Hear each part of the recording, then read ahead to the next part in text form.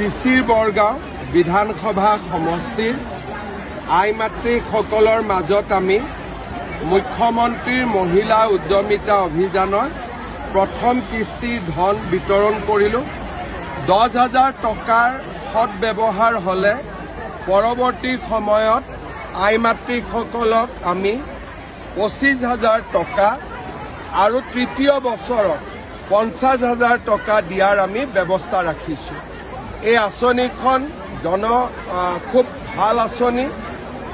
অসমৰ সকলো অঞ্চলৰ মহিলাই ইয়াক আদৰণি জনাইছে আৰু এই আঁচনিখন অসমৰ পৰা বিহাৰত লৈ যোৱা হৈছিল আৰু এতিয়া সকলো টিভিত বা বাতৰি কাকতত এইটোৱে ওলাই আছে যে এই আঁচনিখনৰ কাৰণে বিজেপি আৰু জনতা দলৰ বৃহৎ বিজয় সম্ভৱ হৈছে।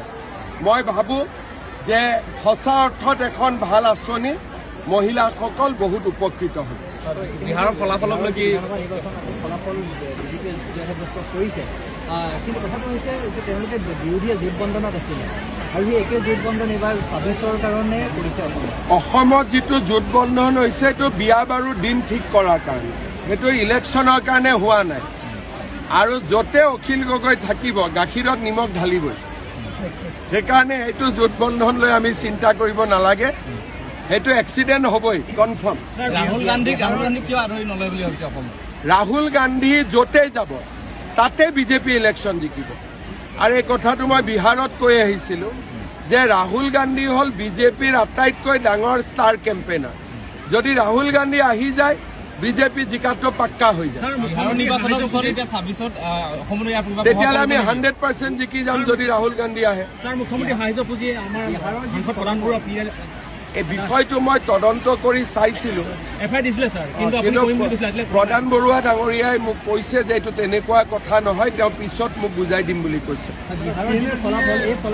যিসকল কৰ্মচাৰী আছে আৰু লগতে অসমৰ বিভিন্ন মহাবিদ্যালয়ত অনা শিক্ষকসকল আজি তেখেতসকল প্ৰাপ্যৰ পৰা বঞ্চিত হয়। এজনে মানুহ যিমান কৰিব পাৰোঁ কৰি আছোঁ আৰু কৰি যাম। খালি সকলোৱে, মইতো আৰু ভগৱান নহয়, মুখ্যমন্ত্ৰী, গতিকে যিমান পাৰোঁ 12 চনৰ পৰাতো কৰিয়ে আহিছোঁ। ইয়াক প্ৰাদেশিকৰণ, তাক চাকৰি, যিমান পাৰোঁতো কৰি আহিছোঁ আৰু কৰি গৈ থাকিম। লখিমপুৰ কোলাজান যিটো হ'ব এইটো ফ'ৰলেন যিটো কেতিয়া হ'ব? এইটো আমাৰ অসমমালাত আছে।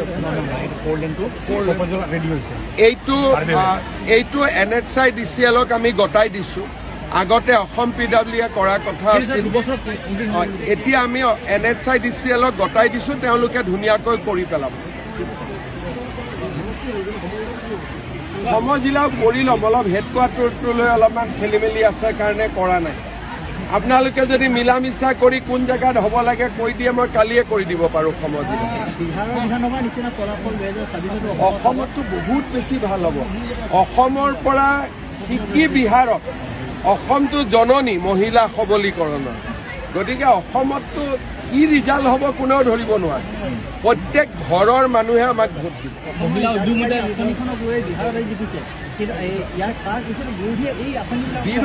বিৰোধী গ্ৰাউণ্ডত নাই নহয়, বিৰোধী আছে হোটেল লিলিত আৰু আমি আছোঁ মানুহৰ মাজত।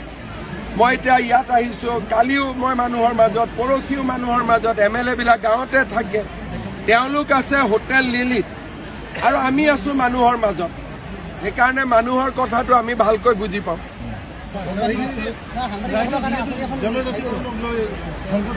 মই ভাবোঁ যে এই গোটেই বিষয়টোৰ এটা সুন্দৰ সমাধানৰ ফালে আমি আগবাঢ়িছোঁ। 25 তাৰিখৰ পৰা যিখন বিধানসভাৰ অধিৱেশন হ'ব তাতে আমি এটা প্ৰস্তাৱ দাঙি ধৰিম। সকলোৱে যদি সমৰ্থন কৰে গোটেই বস্তুটো এটা লাইনত গুচি যাব। নহয়, কোনে তেওঁ CM, তেওঁ নিজৰ ভৰিৰ ওপৰত নিজে জিকিছে। তেওঁলোকৰ দলটোৰ নাম হ'ল ৰাভা যৌথ সংগ্ৰাম সমিতি। আমাৰ লগতো চব আছে, আপুনিও আছে, কিন্তু আপুনি কি ক'ব নক'ব তাৰ গেৰেণ্টিটো মই ল'ব নোৱাৰোঁ। ল'ৰা ছোৱালীৰ দায়িত্বই ল'ব নোৱাৰোঁ কি কয় কি নকয়।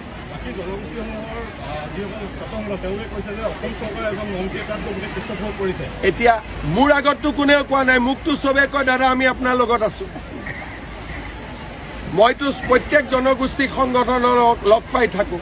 কালিও চাহ জনজাতি সকলোকে লগ পাইছো সকলোৱে কৈছে যে আপুনি মুখ্যমন্ত্ৰী হৈ যিমান ঐতিহাসিক কাম কৰিলে কোনেও কৰা নাই আজি মিচিং জনগোষ্ঠীৰ মানুহে মৰম কৰা আমাক সহায় কৰাৰ কাৰণে আজি আমি ইয়াৰ গোটেই ট্ৰাইবেল বেলবক্তত সকলোকে মাতি দিব পাৰিলো নে নাই আজি চিচিৰ বৰগাঁও এটা নন ট্ৰাইবেল সমষ্টি হল নে নাই গতিকে ভাল কামখিনিতো মানুহে আমাক প্ৰশংসা কৰি আছে নহয় আৰু মোকতো যি কোনটো সংগঠন কওক সকলোৱেতো মোক খালি মইতো যিমান লগ পাওঁ সকলোৱেতো মোক এটাই কথা কয় যে দাদা আপোনাৰ দিনতে চব হ'ব লাগিব কাৰণ আপুনি নকৰিলে আৰু কোনেও কৰিব নোৱাৰে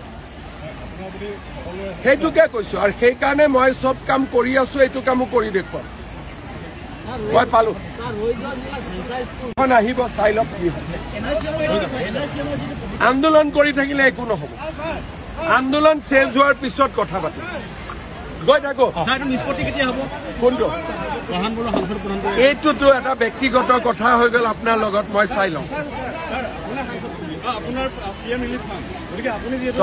সাংবাদিকৰ কাম হ'ল বাতৰি প্ৰকাশ কৰাৰ পিছত চৰকাৰে বাতৰিটো চাই যি সিদ্ধান্ত ল'ব নল'ব সেইটো চৰকাৰৰ কাম আপুনি এফআইআৰ দিছে পুলিচে তদন্ত কৰিব কিন্তু আপোনালোক নিজক কিয় জড়িত কৰি পেলাইছে